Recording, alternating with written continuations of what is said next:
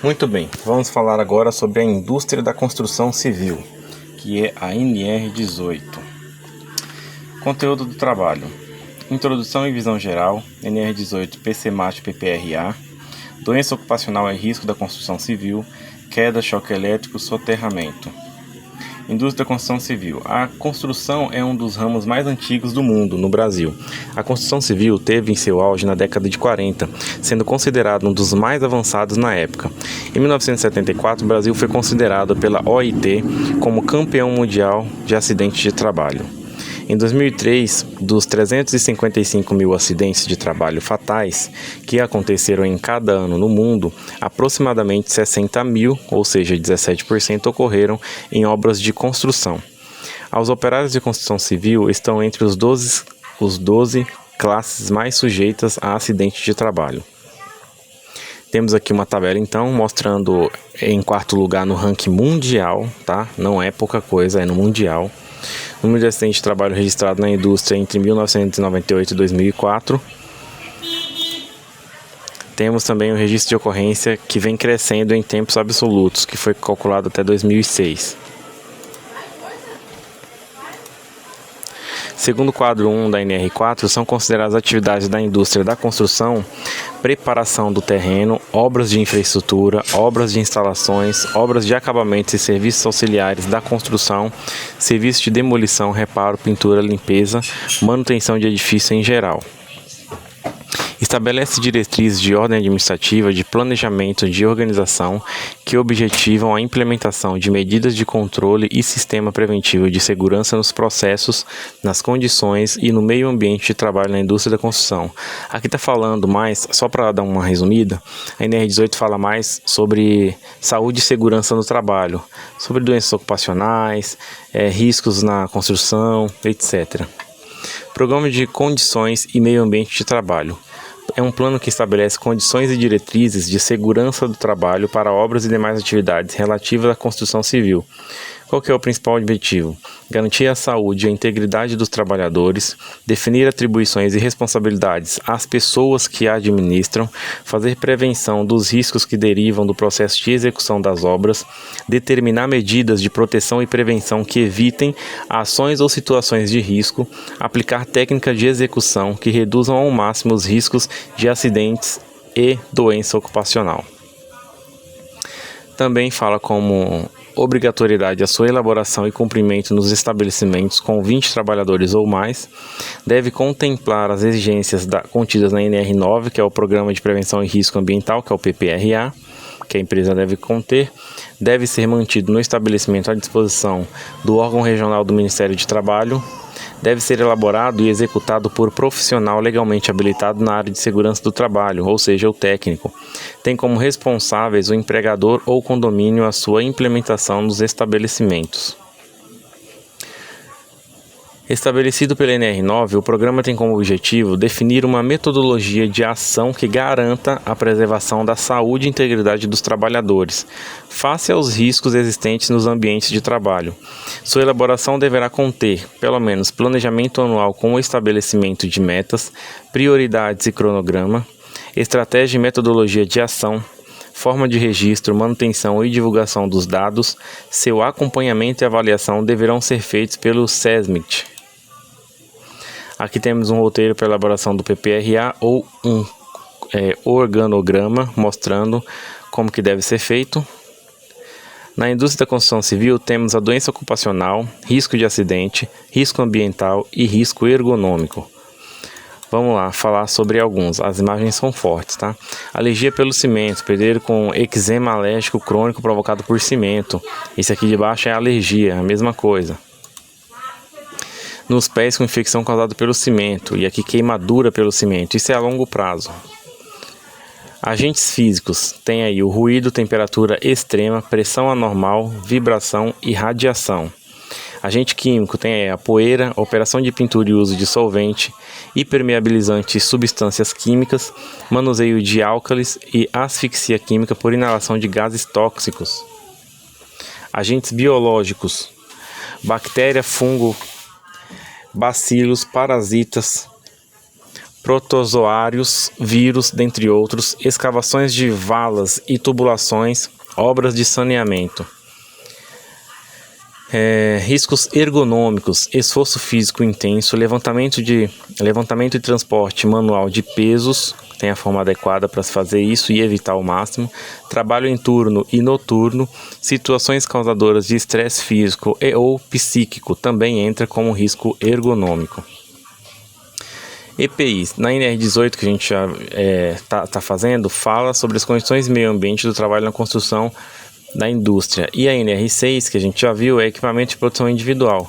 Aqui vai estar falando um pouco sobre a NR6, porém como a gente já viu no vídeo anterior, no treinamento anterior, eu vou passar. Riscos de acidente representam os principais causas de acidentes fatais e não fatais no setor da construção civil. Quedas, choque elétrico, soterramento, dentre outros. Vamos falar um pouco sobre quedas.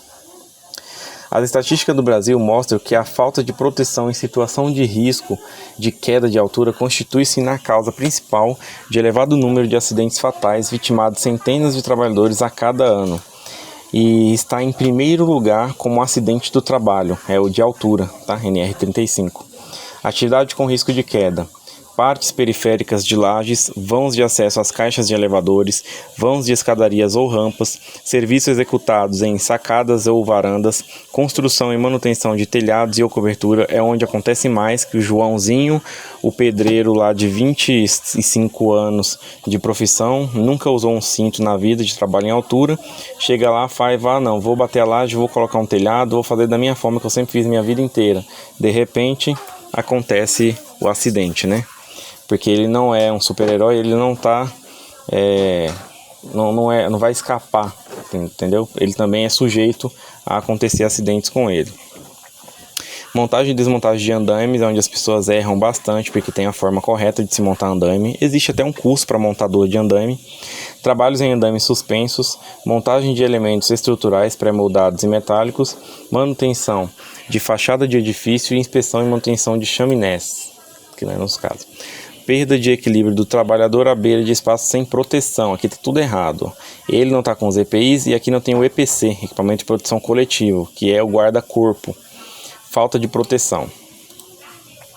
Falha de uma instalação ou de um dispositivo de proteção e o método impróprio do trabalho, que é o jeitinho brasileiro, o ajuste técnico, uma gambiarra, não pode, tá? Tem a forma correta de se utilizar, tem o equipamento correto para se utilizar, não pode se utilizar na indústria. Vamos falar dessa forma, a gente deveria colocar para a nossa vida inteira, mas na indústria é proibido gambiarra. Você tem que seguir as normas, que é as NRs. Existe norma para tudo. E na ausência de algum tipo de serviço, existe as NFPAs, que é dos Estados Unidos ou da América.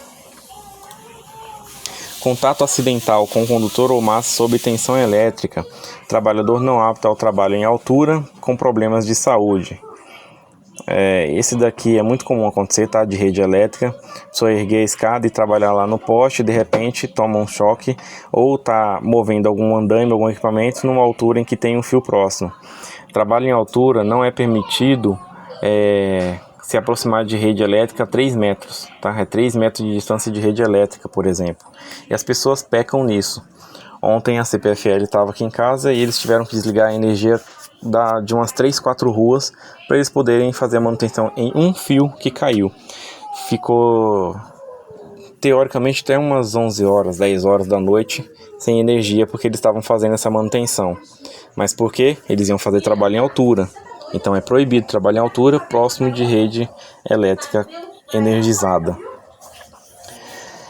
Quedas de escadas tipos. Sua construção de forma inadequada pode levar a acidente de trabalho. Essa escada aqui está incorreta. Aliás, essa daqui ainda está correta, só que não tem amarração nenhuma. Escada de uso individual e escada de uso coletivo. Tem um padrão, tem que ter corrimão, tem que ser uma determinada altura. Tudo seguindo uma métrica. E de uso individual tem que... Esse vão aqui, que eu estou mostrando no mouse, tem que passar 1 metro, pelo menos, do local de apoio. Então, se aqui é uma laje, tem que passar 1 metro para cima da laje, para servir de guarda de apoio. Na construção de uma rampa, deve-se adotar sistema antiderrapante no piso para evitar que os trabalhadores escorreguem, tá? Tem que ter aquelas faixas aqui, ó, antiderrapantes, tá? Passarelas. É importante sinalizar as áreas próximas às passarelas com o objetivo de evitar queda de pessoas e materiais nos vãos que as passarelas transpõem. Por exemplo, a pessoa vai daqui para lá, tem que ter uma fita zebrada e tem que ter uma fita zebrada mostrando que essa área não tem cobertura da passarela, é só esse meio. Então, mesmo que você fale assim, poxa, como que a pessoa não viu? Acontece, infelizmente acontece. Andame, construções provisórias auxiliares, munidas de plataformas horizontais elevadas. É complicado o uso de andames, tem que se montar de dentro para fora. Elevada porcentagem de vítimas mortais de acidente de trabalho ocorrido na utilização de andames. Principais causas de acidente de trabalho com andames: derrubamento ou desmoronamento provocado pelos seguintes motivos: abatimento das bases de apoio, sobrecarga excessiva, material em mau estado, ausência de proteções. Principais destaques: o dimensionamento dos andames, sua estrutura de sustentação e fixação deve ser realizado por profissional legalmente habilitado. Os andames devem ser dimensionados e construídos de modo a suportar com segurança as cargas de trabalho que estarão sujeitos.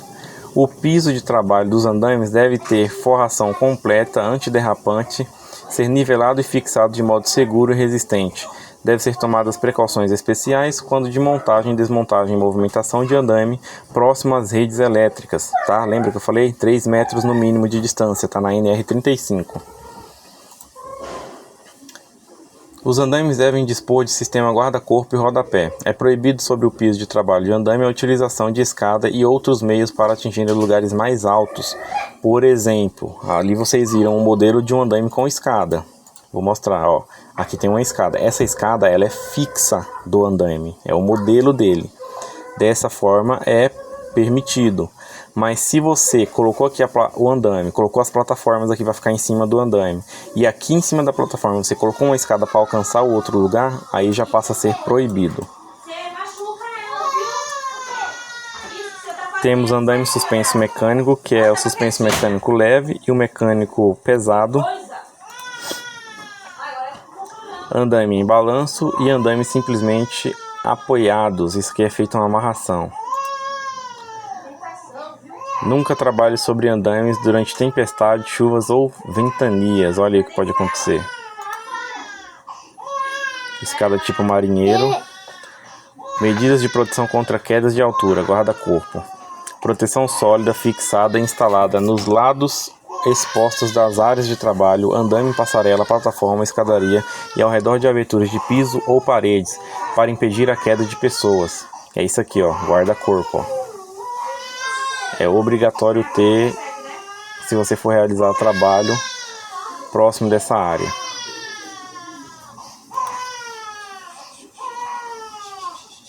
Plataforma e bandejas são elementos de proteção coletiva que restringem ou limitam os efeitos de queda de objetivo, protegendo pessoas, materiais e equipamentos em níveis inferiores ao acidente.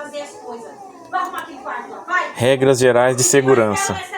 Realizar a inspeção no local de serviço antes do início da obra. Inspecionar os dispositivos de proteção, verificando se estão em bom estado.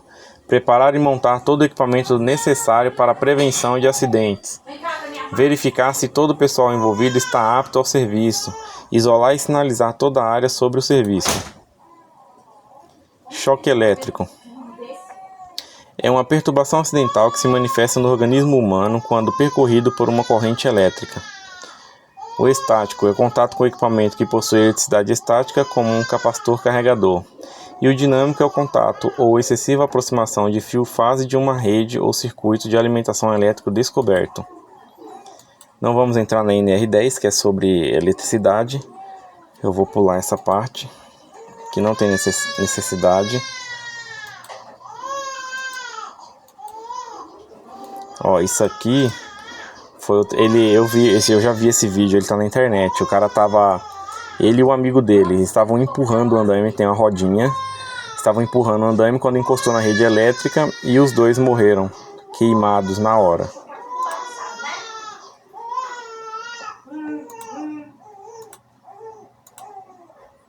Soterramento. Também não vamos passar por soterramento por conta de que a gente vai trabalhar na área de motorista, mas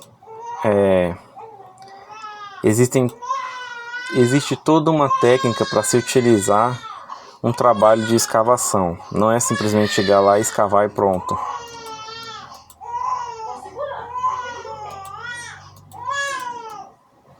E é isso.